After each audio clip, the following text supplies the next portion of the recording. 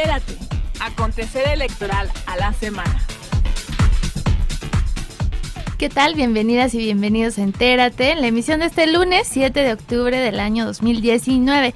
Mi nombre es Adriana Montiel y como siempre me da mucho gusto que nos acompañen en este recorrido por las actividades más relevantes de la semana del Instituto Nacional Electoral. Saludo, como cada lunes, a Juan Carlos Maldonado, que me acompaña para presentar la información. ¿Qué tal, Adriana? Es un gusto que nos acompañen una vez más en Entérate con la información del quehacer electoral más relevante. A continuación, estas son las noticias.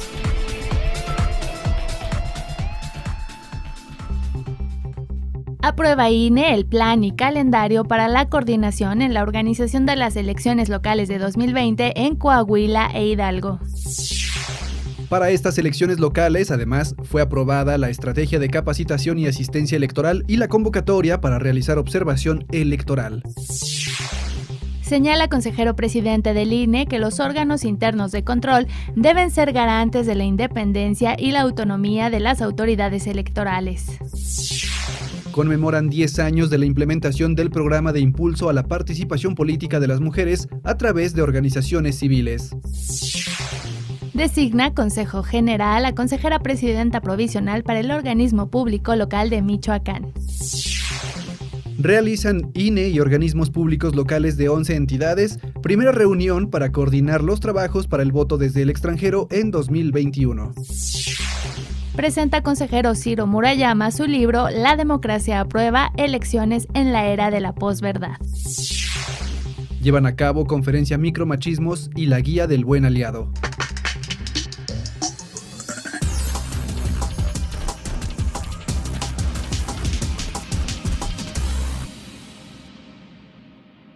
Al participar en el Encuentro Nacional de Contralores de Institutos Electorales del país, el consejero presidente del INE, Lorenzo Córdoba, señaló la importancia de la función de estos órganos de control en la vigilancia del buen uso de los recursos, así como para el buen estado del sistema de elecciones y, en consecuencia, de la democracia misma.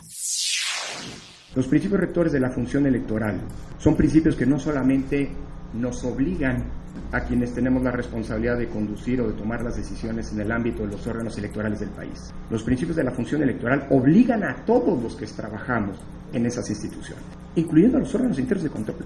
Y los principios de imparcialidad y de independencia, de objetividad, de legalidad, de máxima publicidad y de certeza, así como obligan a los que integramos los órganos directivos de los órganos electorales, así como obligan al funcionariado que opera las funciones electorales, en los procesos electorales, obligan también a los titulares de los órganos internos de control.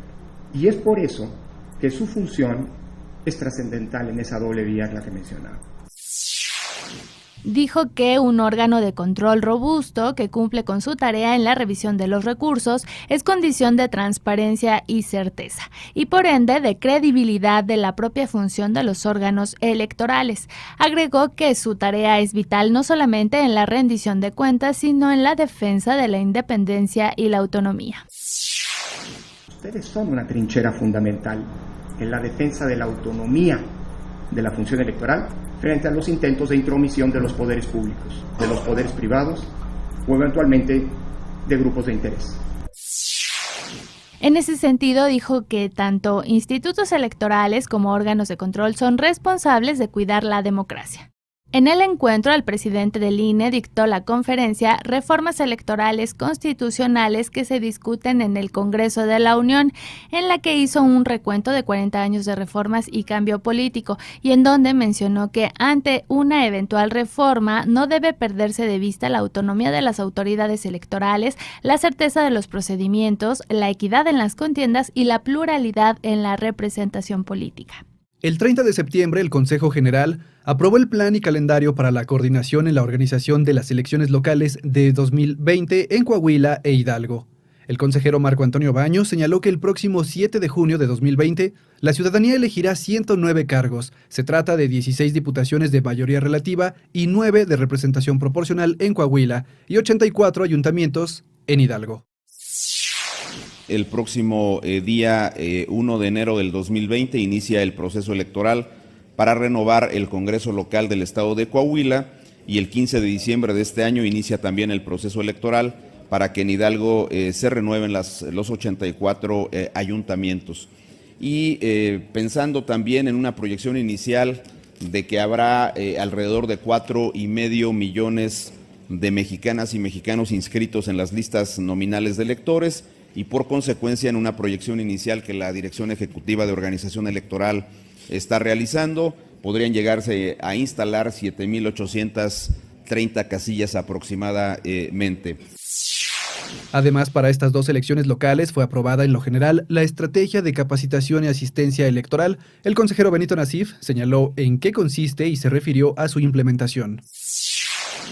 Y propone hacer una optimización del tiempo de contratación de las y los supervisores y capacitadores asistentes electorales.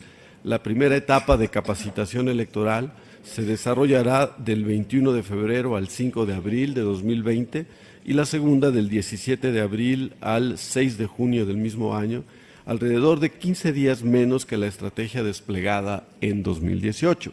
También se propone en esta estrategia dar continuidad a otras medidas de optimización que ya fueron aplicadas en 2018 y 2019 y que la evidencia empírica nos confirma que han funcionado.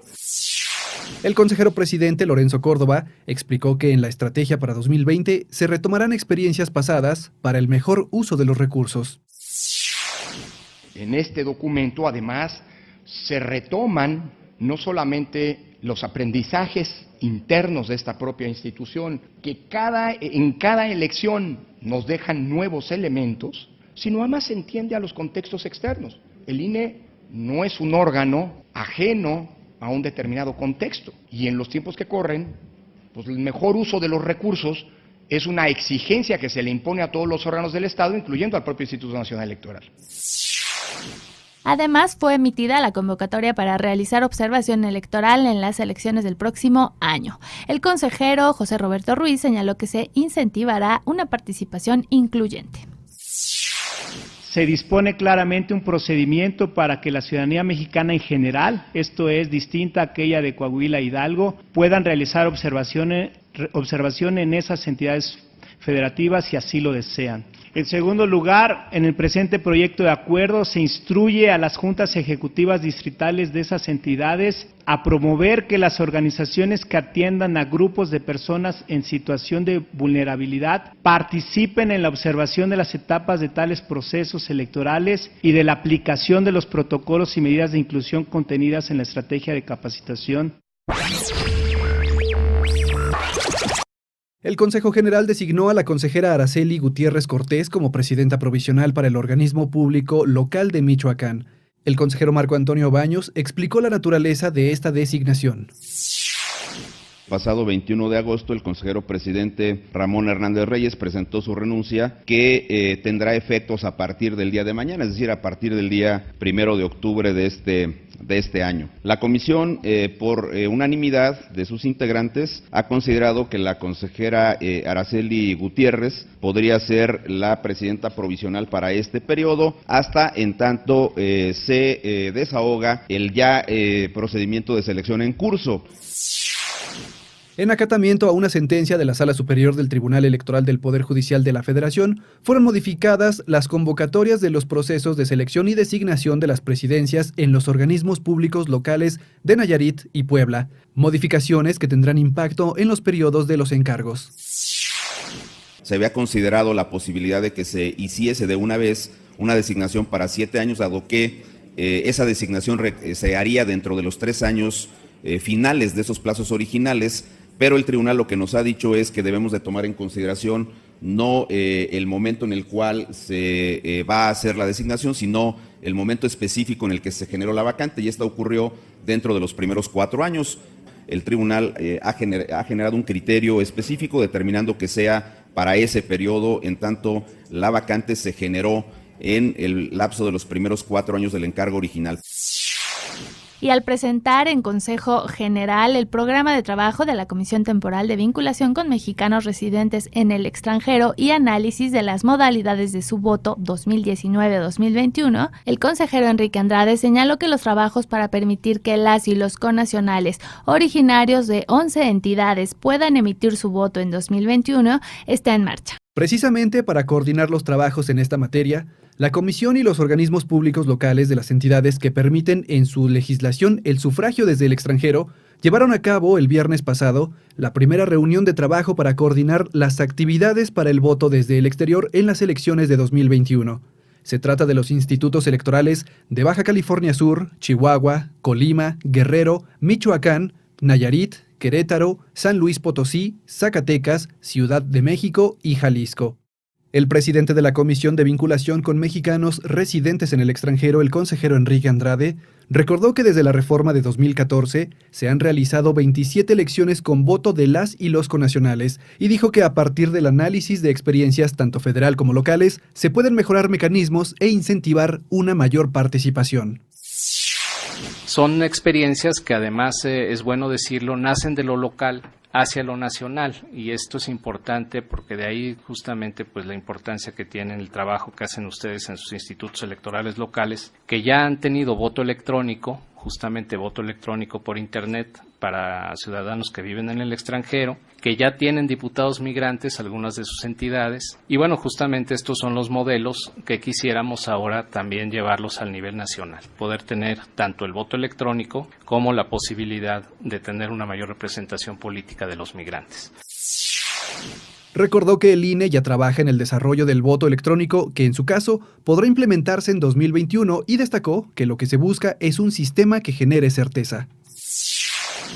Lo principal en esto, ustedes saben, es generar la confianza y la certeza en el sistema, más que si existe o no la posibilidad tecnológica de tenerlo. La verdad es que esa posibilidad sí existe, pero lo principal será generar la certeza y el apoyo de partidos políticos, actores sociales y sociedad en general.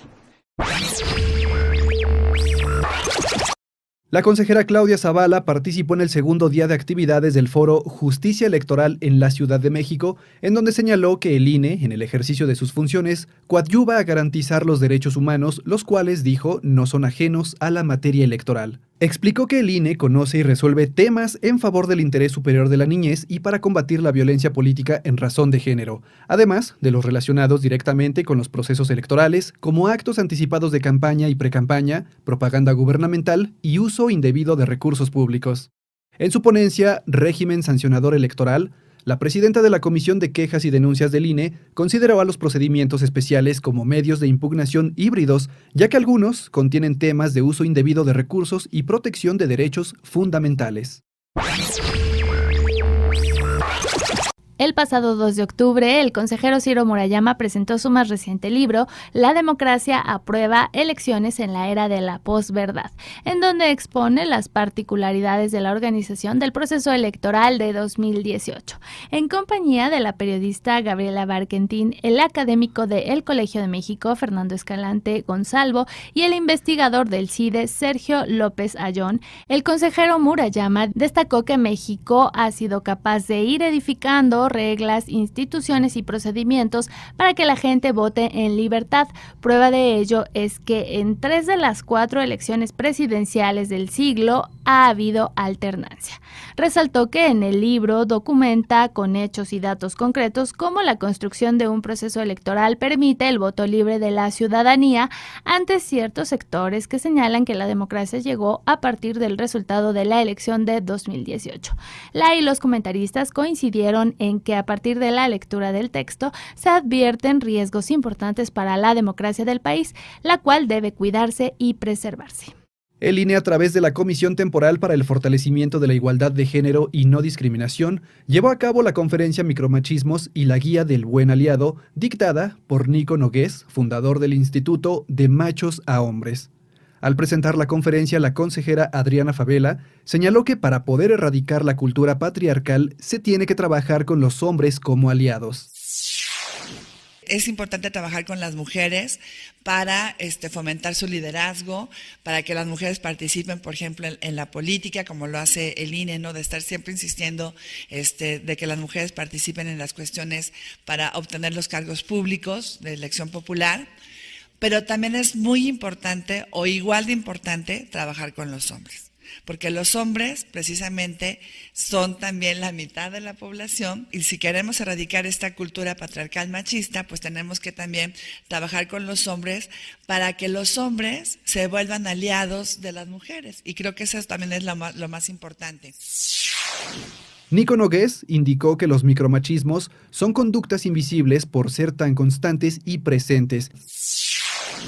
Lo que se quiere o se pretende, aunque sea de forma inconsciente, lograr con ese tipo de conductas, básicamente es controlar y es generar un sistema de control muy sutil, muy presente, muy constante, que al final del día lo que está pretendiendo todo el rato es básicamente condicionar y coaccionar y privar de la libertad a quien tienes al lado, ¿no? Entonces es interesante empezar a entenderlo también desde ese punto, como lo que es, como una violencia y como una forma de someter y de controlar algo de una forma no necesariamente física, pero sí constante y muy agresiva, de hecho.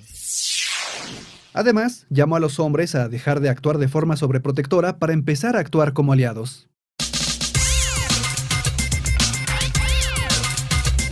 Entérate. La Sala Superior del Tribunal Electoral del Poder Judicial de la Federación confirmó la declaración de validez de la elección a la gubernatura de Baja California y la constancia de mayoría para Jaime Bonilla por un periodo de 2 años, luego de impugnaciones por parte de diversos partidos políticos por la supuesta ilegibilidad de Bonilla, por incumplir los requisitos de nacionalidad y residencia y por invalidez de la votación recibida en algunas casillas. La resolución de la Sala Superior avala un periodo para la gubernatura de 2 años, como señala la Constitución local.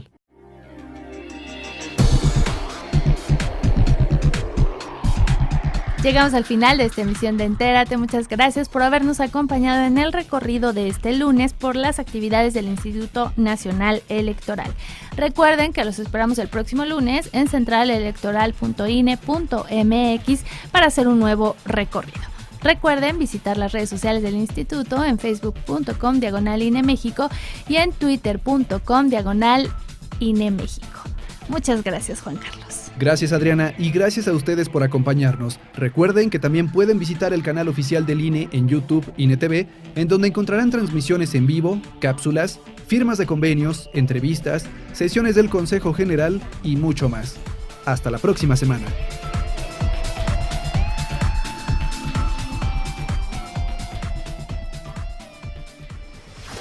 Central Electoral.